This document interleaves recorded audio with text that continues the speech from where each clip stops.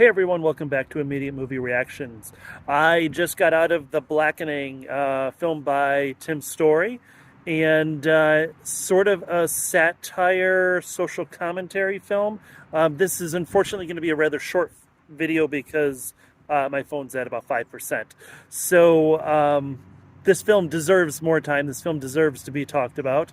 I think that in the end, I hope that we talk about this the same way we talk about Get Out, right? And Jordan Peele. I think that they've created a movie that deserves that sort of conversation. It forwards the social commentary. It forwards the idea of what can we do with horror films. Is it the best movie? No, I don't think so. I think, I'm going to compare it again to Get Out.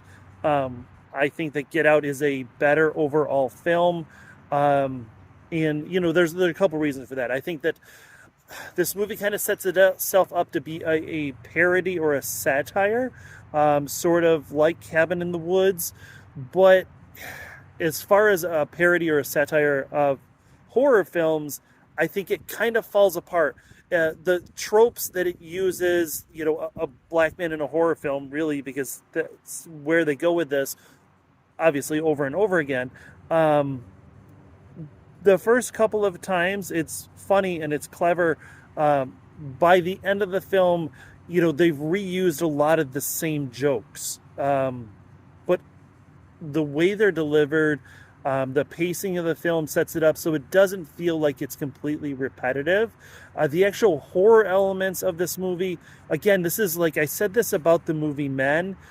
It feels like, not that Tim Story is not a capable director, but it feels like someone who wanted to make a horror film and just kind of said, okay, these are the cliches that we need to throw into it. And in this film, it's primarily someone seen out of the corner of your eye, or there's someone that you see walk past a window. By, like, I would say the third or fourth time in the first 20 minutes of this film that a door mysteriously opens, it loses any impact. So where is this movie good? Where is this movie great? Oh, it's in the violence, as a satire, as a movie that's being kind of a little bit silly, a little bit crazy. I guess I wanted more out of the violence. Not that I needed to be absolutely gory and everything. I wanted maybe a little bit more. The kills, the violence was very boring. Like, it just, I don't know. Again, I don't want Jason hacking people apart and, wrapping them in sleeping bags and beating them against walls and all that sort of thing. But I wanted a little bit more than what we actually got. Where this movie is a success is the characters. It's a very diverse crew.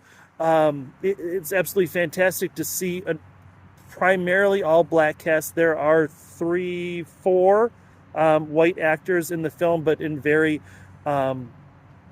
minuscule parts. They don't really have a whole lot of time. It's really focused on those main characters, and they're all fantastic. They all bring a different element to the film, and some of the ideas that it posits, like, who is the blackest, and what if you voted for Trump, or what if you're gay, are you still black?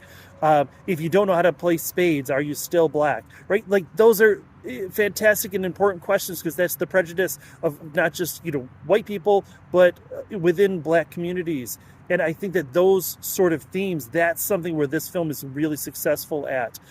There was a large portion of it where, once I realized that I wasn't going to be scared by this film, I realized that I was pretty uncomfortable with a lot of what it was saying. Just the way, the black characters would approach a white person, like, is this one the racist one?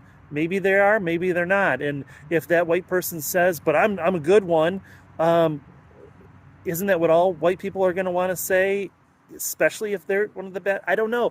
It's something that's brought up in this film, and I did, like I said, I felt a little uncomfortable. It definitely made me think. It made me feel a little bit. The actual story, I think that you can figure out exactly where this film is going.